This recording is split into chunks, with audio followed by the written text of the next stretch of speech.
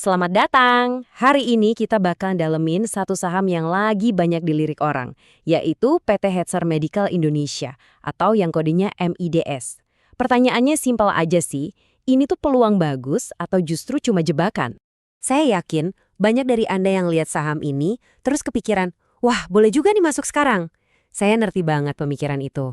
Harganya kelihatan murah, industrinya juga kesehatan, yang kita tahu kan selalu relevan.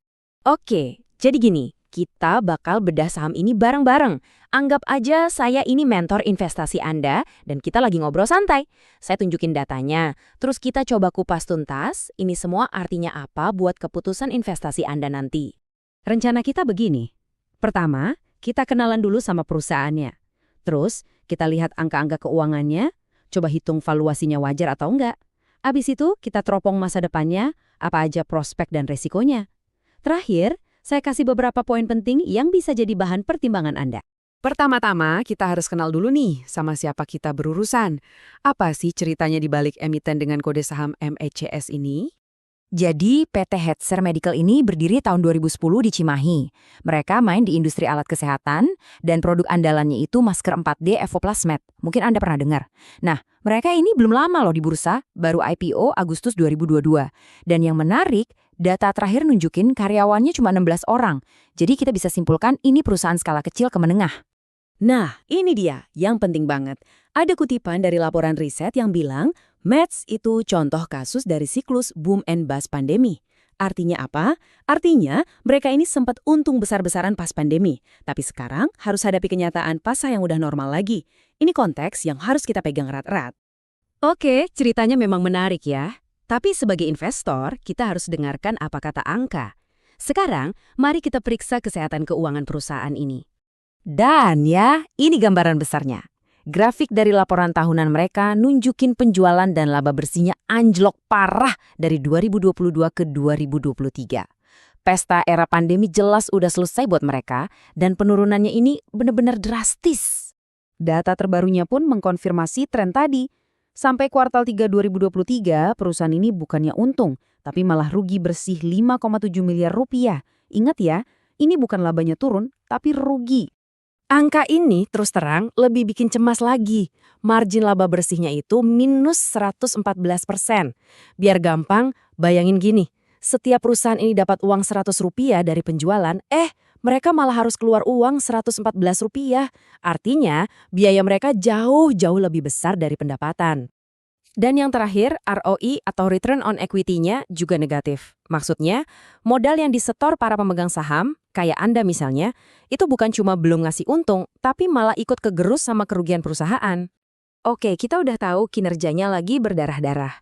Tapi justru disinilah teka-tekinya. Gimana caranya pasar menilai perusahaan yang lagi kayak gini? Buat ngerti ini, kita pakai satu metrik valuasi yang umum banget, yaitu Price to Book Value atau PBV. Simpelnya, ini ngebandingin harga saham di pasar sama nilai aset bersih perusahaan per lembarnya. Dan ternyata, PBV-nya MIDS itu ada di angka 1,7 kali. Biar ada gambaran, PBV di atas 1 kali itu sering banget dianggap premium. Artinya, pasar rela bayar lebih mahal dari nilai aset bersihnya. Nah, ini dia pertanyaan intinya. Kinerjanya lagi rugi, kok bisa-bisanya pasar masih menghargai saham ini dengan harga premium? Apa pasar lihat sesuatu yang kita nggak lihat, atau jangan-jangan ini cuma sisa-sisa euforia masa lalu aja? Coba kita bandingin sama kompetitornya. Di sini kelihatan MIDS dengan PB 1,7 kali dianggap overvalued.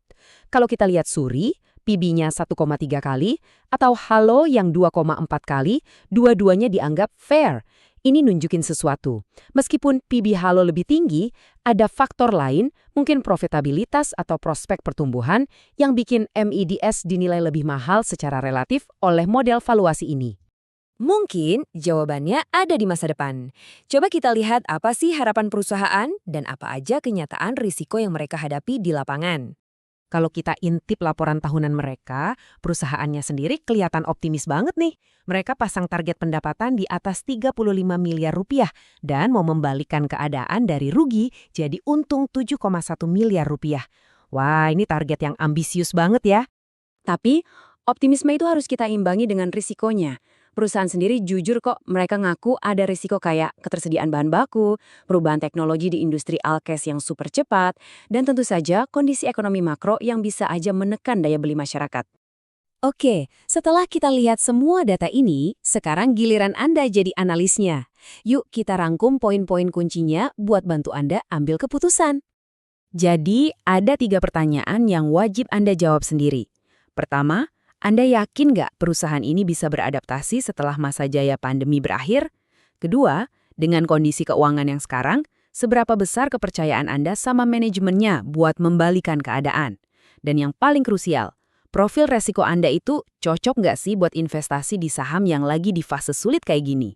Pada akhirnya, ini dilema utamanya. Apakah MEDS ini kuda hitam yang siap-siap bangkit lagi, sebuah turnaround story yang keren, atau ini cuma value trap, di mana harganya yang kelihatan murah itu cuma cerminan dari kondisi fundamentalnya yang terus memburuk? Nggak ada jawaban yang gampang di sini. Jawaban finalnya bukan dari saya, tapi dari seberapa dalam analisis Anda dan seberapa besar keyakinan Anda pada cerita pemulihan mereka.